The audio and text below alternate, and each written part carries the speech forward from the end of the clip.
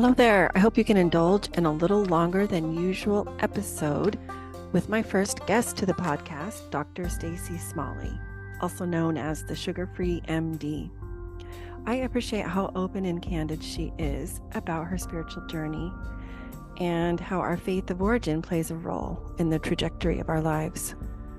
Before moving into the interview, I want to remind everybody I'm a proud member of the Dialogue Podcast Network at dialoguejournal.com/podcast network.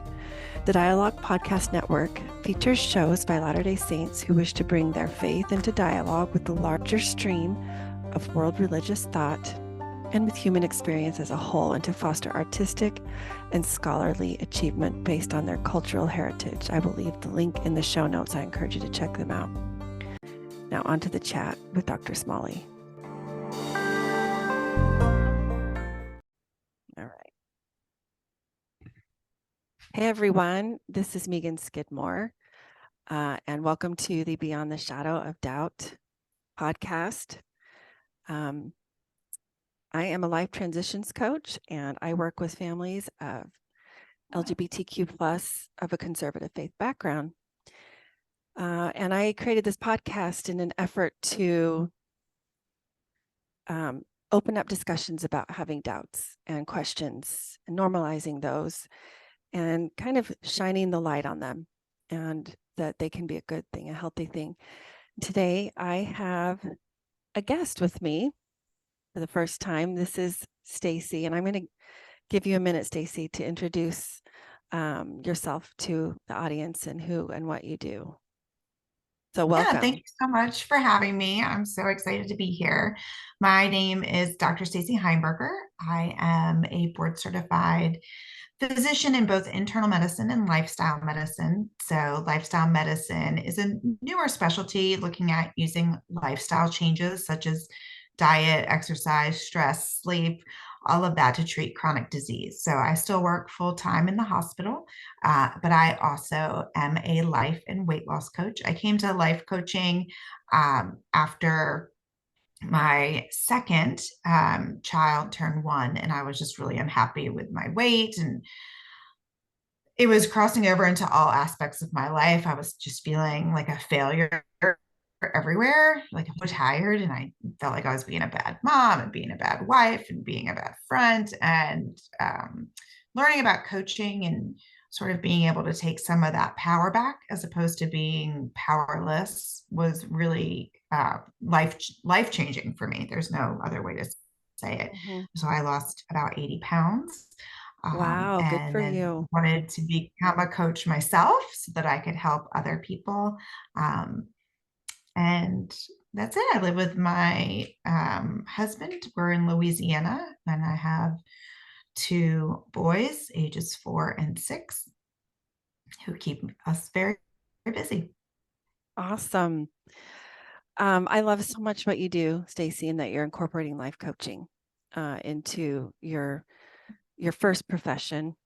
And that's the beauty, at least in my view, of life coaching, how it really has such a broad application and can enrich and enhance and better anybody's life, no matter what your primary profession is, or your interests, or your challenges, your goals, all of that.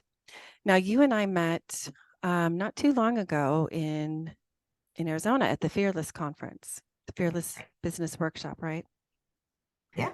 Yeah. And so I'm so excited it worked out for us to have this chat, because even though I am a coach for LGBTQ plus families of a conservative faith background, and you are a physician, internal medicine, and also a weight loss coach, right?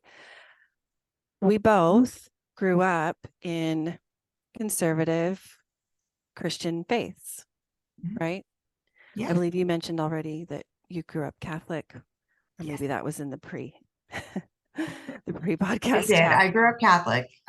So did my husband.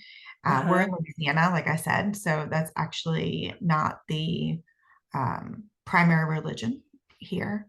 Uh-huh. Uh, Baptist seems to be the more prevalent religion here in Okay. Louisiana, but we're both Catholic. Mm. So I wanted to ask you, growing up in a conservative faith, um, how do you feel like that has influenced your trajectory of your, in your youth, young adulthood? Now you're a mom, a professional, right? Mhm. Yeah, I think it was very influential in that my mom is more devout than I am, right? So Okay. we walk to church every Sunday. She still goes to church every Saturday or Sunday. And if anything big in our lives, decision making stuff we really wanted, her saying was always just put it in God's hands. Like, Hmm. and really instilled this belief in me that God is working to give you the best life possible. So if there's a juncture or a crossroads and you really just don't feel like feel helpless or what's going, what should I do? What should happen? I do think the right answer will be presented to you if you Hmm. can sort of open and be silent and see it. And something, it doesn't always have to be profound, right? Like I was feeling very helpless. I happened to listen to a podcast about life coaching, changed everything. Like Right. I happened to want this career in medicine, and I thought that I would have to sacrifice a family since I was Hmm. older, but that's something I really, really wanted. And I met my husband right before I turned 40. Like, who would have thought that would have happened? But I do think that belief that God and the universe are working in my favor and not against me Hmm. was definitely instilled through growing up with my mom and our going to church pretty often, and her rock solid belief that that's the truth. That's a you made some really good points that I'd kind of like to tease a little bit. The fact that your mom, you described your mom as devout. Mhm. Yeah, I think you even said more devout than I am, right? And clients that I work with, that is not an uncommon scenario where the parents and the kids are in different places in their faith, in their religious journey, their faith journey, their beliefs. Um, I'm curious, has that what has that been like for you? And you mentioned your mom specifically. I don't know about your dad, but has that been tricky? Has it been okay? Has it been a hurdle? Like, what has that been like? My dad actually passed away when I was 4. So my mom Okay. raised, I have a brother and a sister. So she's been a Okay. single parent of the three of us for quite some time. Um, and it's like she would love us, and all three of us, interestingly, we still identify as Catholic and believe in Catholicism and being Christian, but don't regularly go to church. And she doesn't really push it because she will have these sorts of conversations. Like she knows that we believe and feels like we are spiritual in a way that works for us. And she's just always been very willing to accept that. Hmm. Uh, so she's actually made it very easy. There's no rules from her end of how that should look. Our relationship with God is our relationship with God, and it doesn't need to look exactly like hers, which I think has helped me realize, mine doesn't need to look like anyone else's, and anyone else's doesn't need to look like mine. I think that is so healthy and so needed, right? Clearly, your mom is putting her relationship with you at the forefront, and she's able to differentiate her relationship with you versus her relationship with the divine, as well as your relationship with the divine. I think that's a really key concept. Um, and I don't know. You mentioned earlier a lot of the Catholics that you know and are friends with kind of believe similarly to you. There's the whole gamut in my faith, the LDS faith. But I think as a rule, it's quite difficult for parents when their children opt in a journey that doesn't mirror their own. I think there's quite a bit of angst, sadness, sorrow. It's and some even will make choices, say things and whatnot that can damage that relationship or even sever it to an extent. So I think I think, I appreciate you sharing that. It's a really yeah. healthy approach. Go ahead. I think I think if my mom values that relationship with God so much, and it is such a strength and a pillar to her, um, that I think she just wants us to have our version of that. So I could see where Mm-hmm. you were, if that relationship is so important to you, you would want that so much for your children. I could see where that would Mm-hmm. maybe cause some angst that their relationship with God doesn't look exactly like Yeah. yours.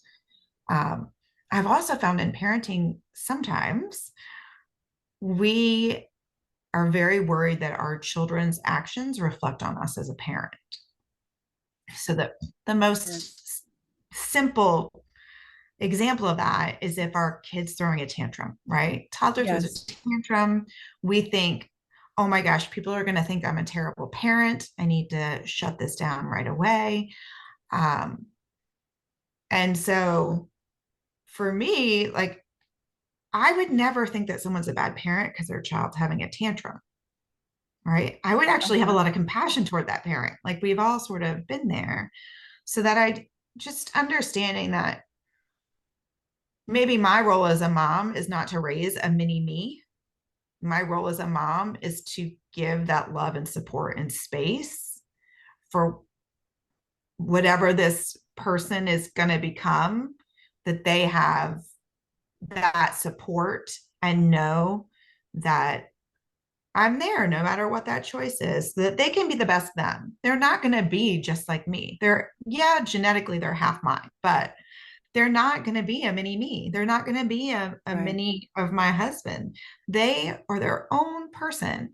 And I get to love them just like they are and And not worry about what other people think that right. means about my parenting. How much do you think life coaching has helped you come to this place? Because I don't know if this viewpoint, I have to think that your mom's approach is Mhm. obviously filtering down into your approach with your kiddos and allowing them to have the space to have their own journey, even though they're young, right? I can see that your mom's viewpoint, her approach is passed on to you. But how much do you see life coaching playing a role? I do think it helps some because I was just thinking about this the other day. And I remember my sister was kind of a guinea pig when I first started coaching, and she's has 4 children. She's a great mom, Okay. and she was feeling super overwhelmed. And so I was doing the coaching, questioning, like, well, tell me what you have to do. Why are you overwhelmed? What are your tasks? And so this is always these funny little tidbits that come out, right? And so it was like, I have to cut up all this fruit because I have to have all this fresh fruit for these kids or I'm a bad mom. Like, I'm summarizing, that's what she said.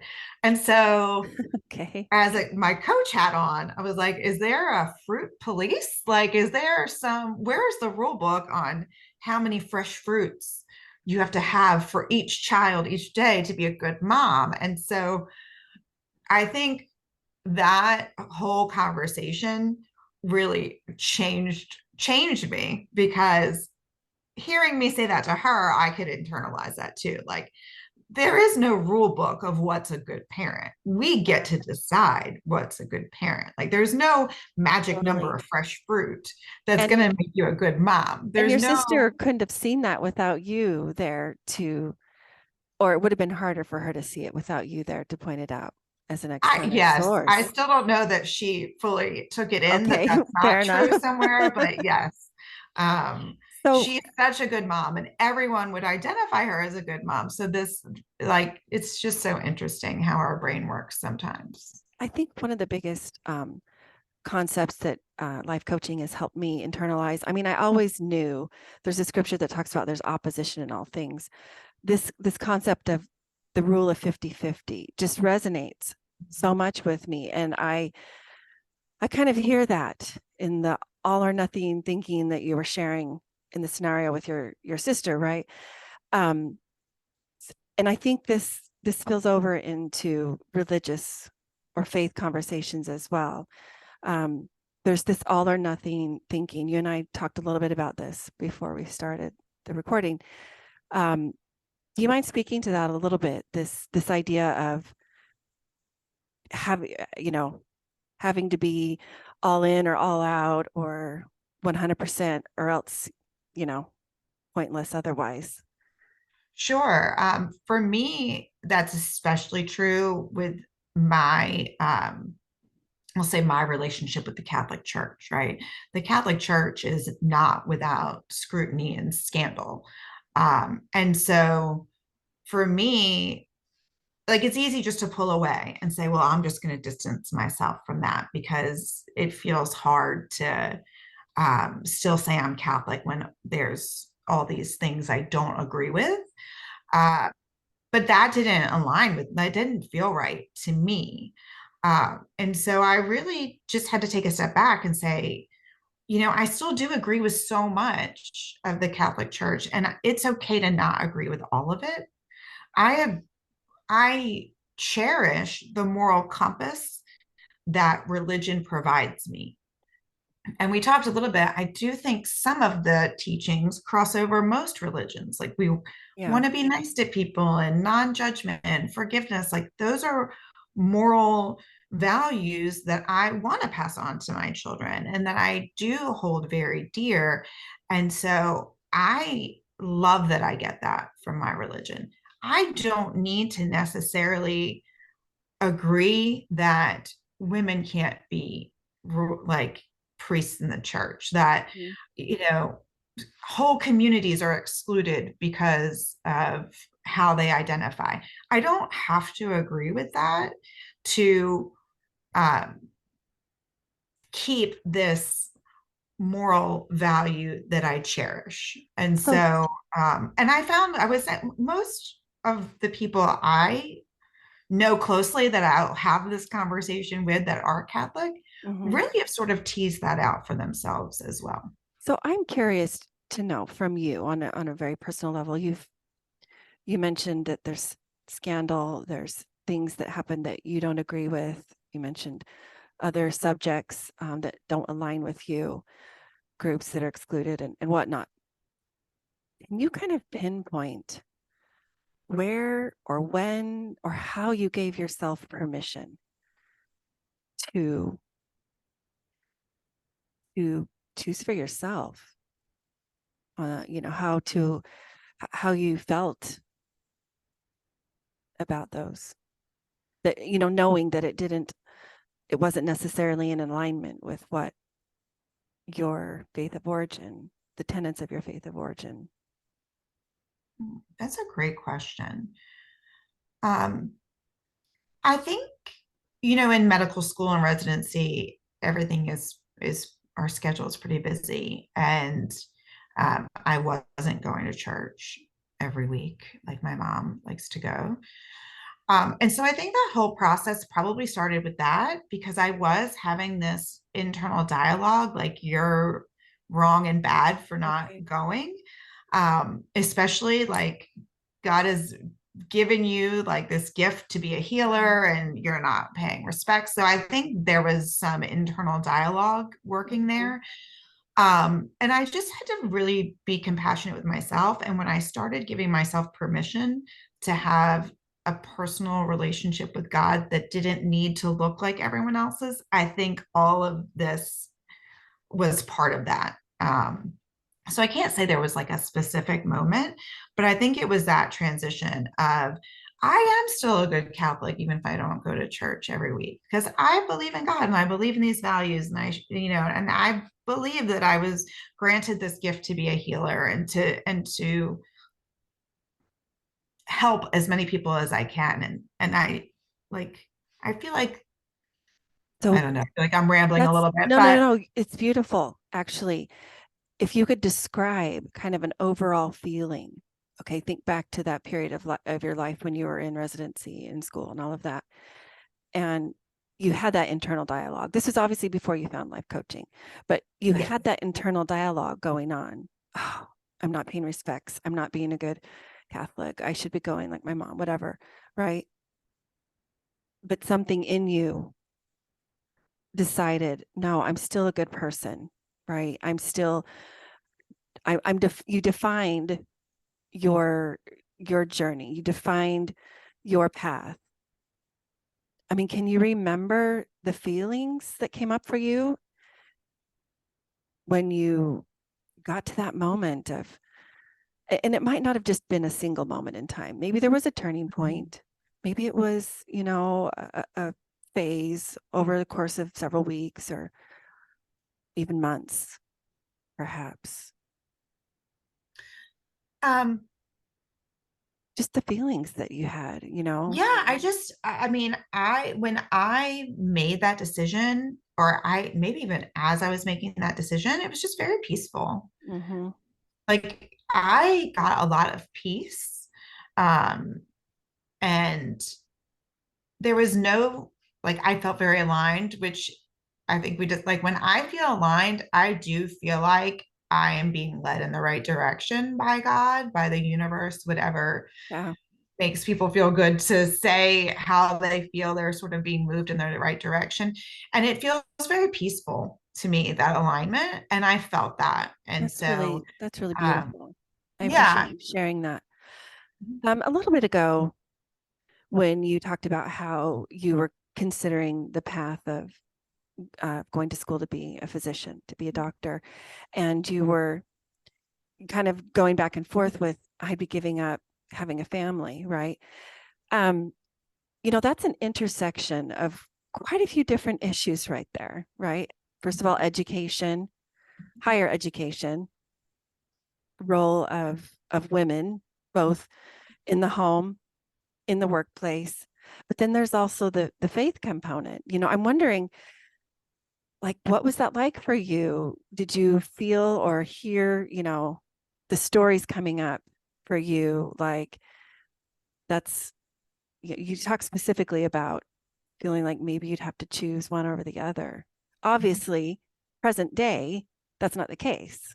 Right, right. Um, well, let me preface by saying I did go to medical school later. So I don't know that people who go straight through like college, med school, like the age difference is different. But I was going to be turning 30 in medical school, and I just knew time demands and Okay.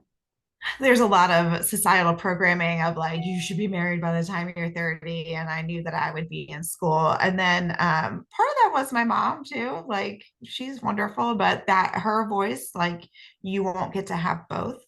And I think she believed that because the programming of you should be married before you're 30 is much louder for our parents than it is for us, and it's still pretty loud for us. um, Yeah. and I think I just knew, like, I don't think that's going to be the case. And so I'm just going for it. Like, I didn't want to let the fear of something I didn't know as fact stop me from doing something I felt called to do. So I was like, I just felt like if I do what I'm called to do, it will work out. And it did. I Now, love my husband that. is 10 years younger than me. So he still had that pressure, I guess, to be married by the time he was 30. Mine But is we got mine married is when I young. was 40 years old. I love this for you. I love everything about what you've shared. It's empowering to to own your journey, to own your choices. And I love that you were able to hold space for yourself, knowing that, okay, I'm going to be 30 going while I'm in med school, and knowing that there is a biological aspect to having a family for women, especially, right? But you let go and you trusted and you leaned into that. That's it's not always an easy thing to do, especially when you're It's kind of not. going It's against what the quote unquote norm is regarding age and the specific profession you chose too. no, and I really knew I wanted to be a mom, and I knew that that would be harder potentially. I just really, I really believed it would work out. I Um, trusted. yeah, yeah, and I think that starts from within.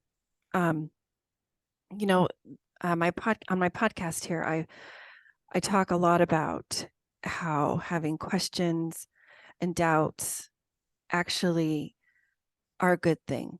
They can draw us closer to the divine. I have found they are natural part of our growth and development. And when we ignore or repress, don't acknowledge when they come up for us, it can actually, I believe, stunt our development and and make whatever the concern is actually kind of worsen or that fester a little bit. Um, I would like to have you speak a little bit to how um, that concept of having questions and doubts, like has that been something in your profession or in your faith journey that has come up that you can think of that maybe you didn't necessarily realize it at the time, but in retrospect, you can see that, wow, yeah, I was holding on tightly to XYZ belief and I didn't even realize it. And, you know, Yeah. eventually maybe you moved through it, let go, kind of reprogrammed your way of thinking, so to speak. Yeah, I feel like I had a pretty pivotal change in the way I see myself as a doctor and a healer, Okay. in a situation very much like this. So um, I was sort of newer as an attending, so I was done training and I was in practice, and I had a patient who really had a catastrophic event, and was just really not going to wake up. And it was pretty tragic. It was unexpected. It was difficult for everyone involved. It was difficult for me as a doctor. I know it was difficult for the family. Um, and I really held a strong belief that I knew what was best for this patient. Mm-hmm. I do think, you know, death is not like can be a beautiful thing. I think suffering on earth maybe is not the way to go, and some but that transition can be very difficult. But I definitely at the time had in my mind that this family needed to let go. I felt very strongly about that, Mm-hmm. and they were just not ready to do that. And it was causing me a lot of distress. And I was leaving work and I was crying, and I really was asking God, like, please help me have the right words to like convince this family to do what I know is right. Um, and I just couldn't, because that's not what was right for them. And it really took someone outside of me. It was my best friend at the time. She said, sometimes your job as an advocate for that patient, as that patient's doctor, is to take care of their family too. And that really just changed everything. And made me take that step back. Like, let me really look at what's going on here and challenge my belief that I always know what's best, because Yeah. I don't. Like, that's not my job. My job is to heal at the best of my ability. And if that doesn't work, then to care for that patient and their family, especially at the end of life. And so I do think that particular case, that particular patient and his family, really changed the way I doctor, especially at the end of life, and just looking at that whole family as someone I need to take care of, not just the patient. That's a fantastic example, and what a life-changing experience that was for you and for them.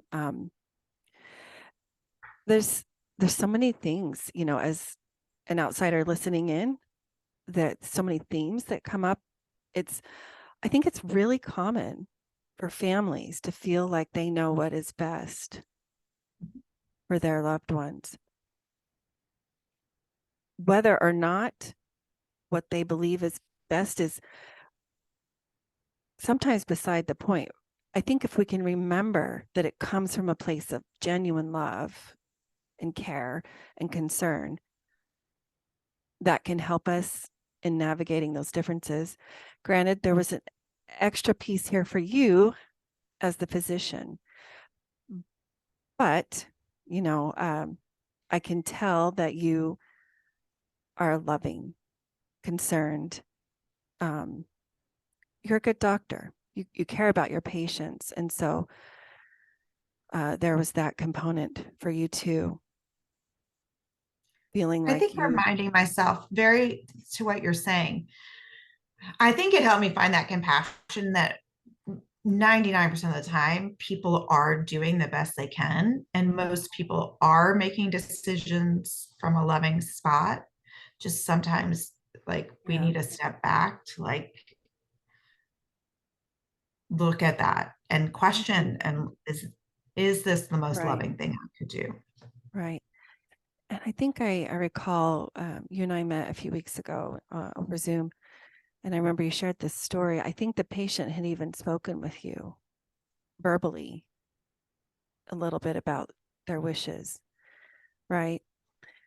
And the only reason I bring that up is because really the result, either way, was this it was this person's time. Mhm. It was this Right. patient's time,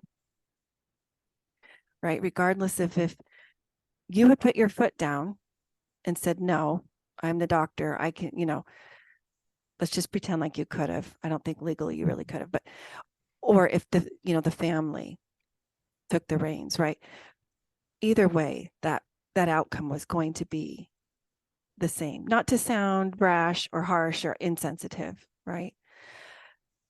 So to me, that tells me there is something of value in the process, huge value. Mhm. That is where the learning occurs. That's where the growth and, like you said, the stretching, the evolving happens. And I think that's true whether it's, um, a faith journey, a spiritual journey, whether it's mental capacities or our mental health, emotional health, physical health, any of those things, right? Mhm. Um, I think there's so much value in the process, but often we get so focused on what we want the result to be. Because let's be honest, when we get a result that we want, it's a dopamine hit for us, right? We get reinforced, we get that reward that sometimes it's easy to lose sight of the Yeah. journey. So thank Well, you for and I think sharing that. sometimes when it's the closer it is to you, the harder it is, right? That is very This true. this was very intense. Um, the patient had expressed wishes, like, it was a very intense situation, but I grew the most from it. Yeah, So it's harder to take a step back when it's so intense. I think the closer you so are to true. it, the more you believe, the harder it is to take a step back. But that's what's going to make you grow the most. Yes, I agree. So beautiful. Thank you so much for bringing your expertise, your insight, your viewpoint. Thank you Um, for having me. I really enjoyed our conversation. please let our listeners know where they can find you and connect with you.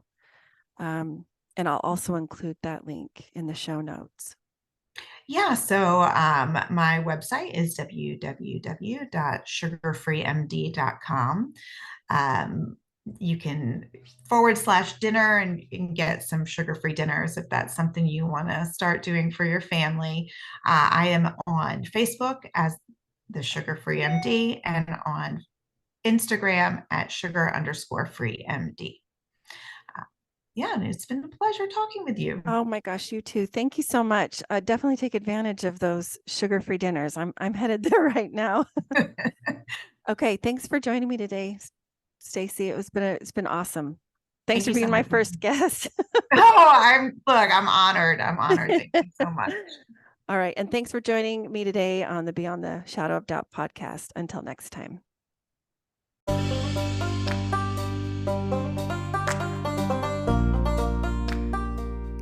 Y'all, I recently hit over 1,000 podcast downloads. Woohoo! So I'm celebrating. All you have to do is leave a review for Beyond the Shadow of Doubt on Apple Podcasts. Then fill out my Google form and I will send you some free stuff.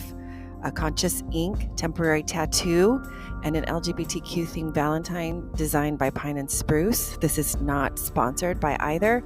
I just really like their product. Go to meganskidmorecoaching.com. Click the Work With Me link at the top, and you'll see the links to the Google form and to my podcast. Thanks.